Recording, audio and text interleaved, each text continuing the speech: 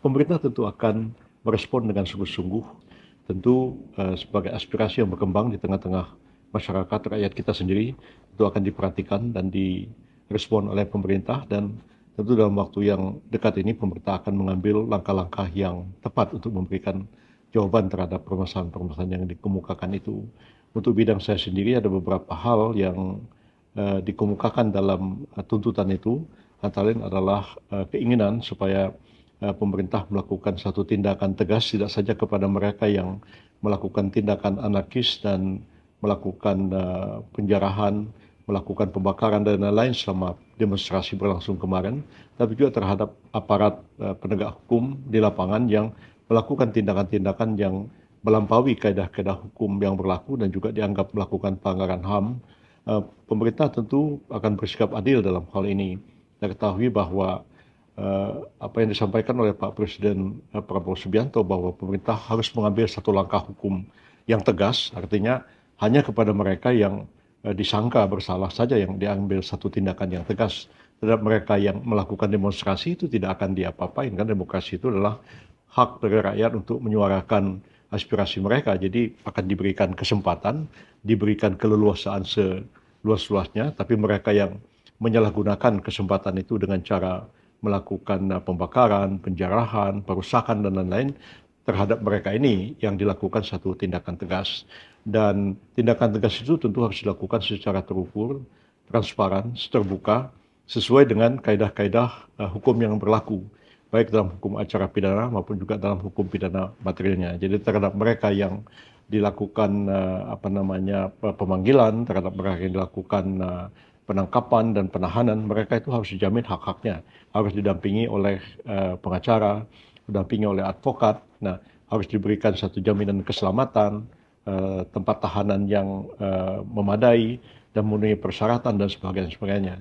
Dan terhadap aparat penegak hukum yang melakukan pelanggaran, seperti Anda lihat sendiri ya, terhadap beberapa anggota BRIMOB yang menabrak Pak Afan yang sampai meninggal, pemerintah sudah mengambil satu langkah yang tegas sekali, yaitu melakukan satu sidang kode etik dan telah mengambil keputusan.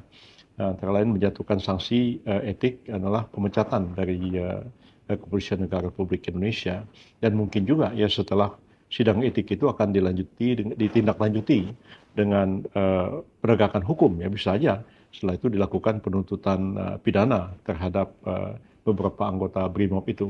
Begitu juga terhadap aparat penegak hukum yang lain, baik sipil maupun juga kemungkinan tentara, mungkin juga polisi. Ya, pemerintah tentu akan bersikap adil dan transparan juga kepada mereka supaya hukum ditegakkan tidak hanya kepada rakyat, tapi juga hukum ditegakkan kepada aparat penegak hukum itu sendiri.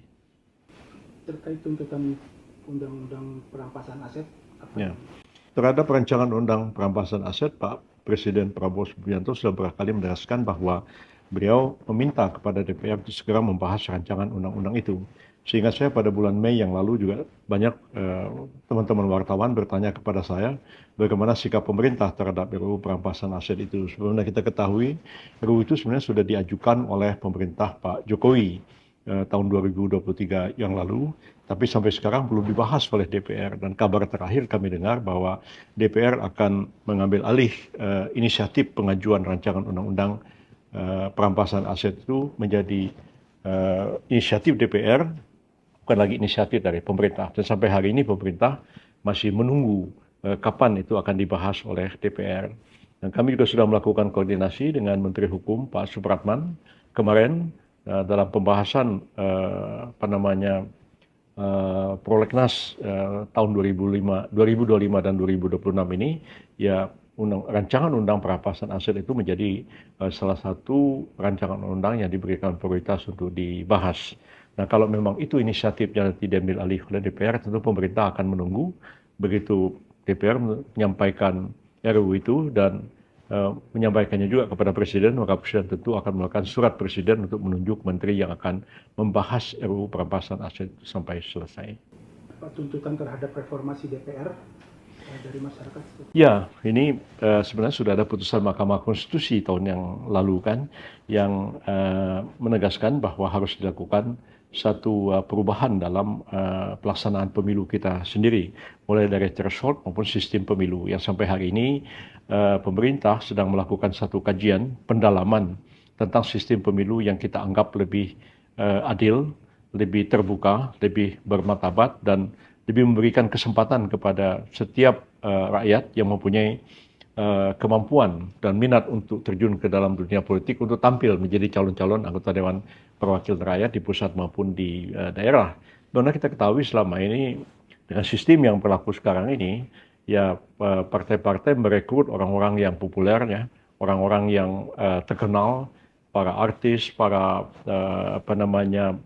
influencer, sehingga kita tahu akhirnya yang terjadi apa? Yang terjadi bahwa kualitas anggota DPR kita menurun jika dibandingkan misalnya dengan pemilu tahun 1999 yang lalu.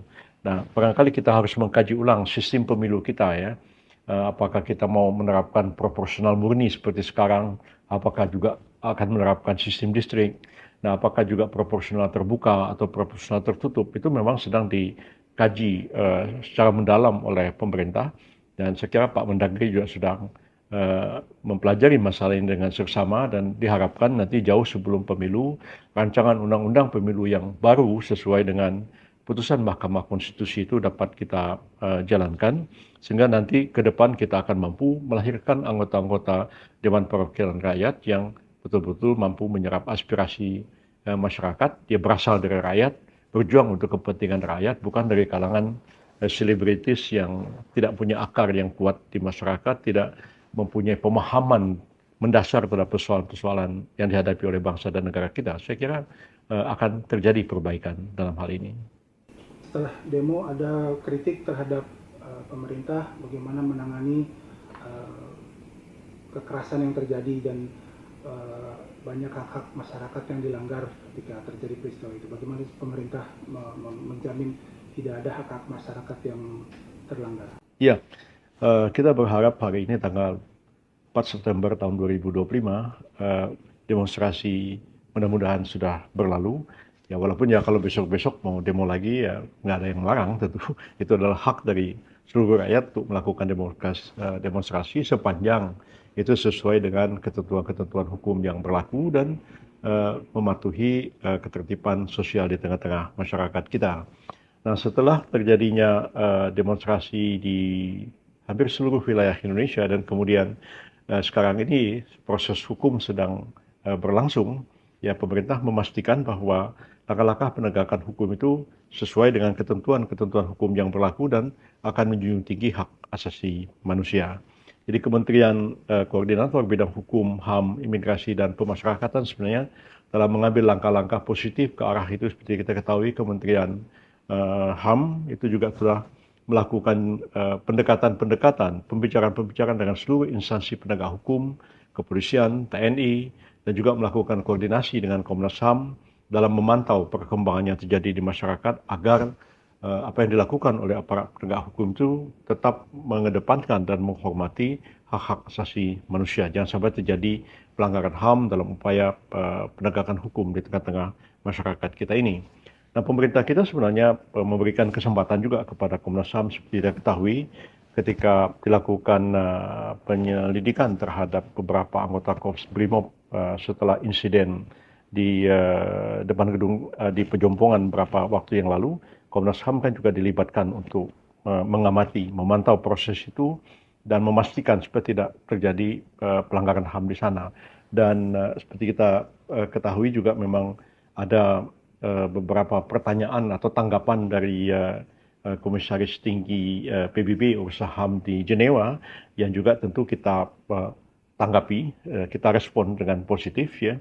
Dan baik Kementerian HAM maupun Kementerian Luar Negeri itu sudah juga memberikan satu tanggapan terhadap hal ini, dan saya kira tiba saatnya nanti kalau sekiranya diperlukan pemerintah juga akan memberikan satu penjelasan kepada Komisaris Tinggi PBB urusan HAM ini supaya persoalan ini menjadi jelas bagi kita semua, dan pemerintah telah melakukan satu upaya-upaya penegakan hukum yang sesuai dengan norma hukum yang berlaku dan tidak terjadi pelanggaran HAM seperti yang mungkin diperkirakan akan terjadi. Tapi sementara ini kita berkeyakinan bahwa tidak terjadi kasus-kasus pelanggaran HAM, kecuali mungkin ada pelanggaran hukum terjadi, iya. Tapi kalau pelanggaran hukum terjadi ya kita selesaikan menurut kaedah-kaedah hukum itu sendiri.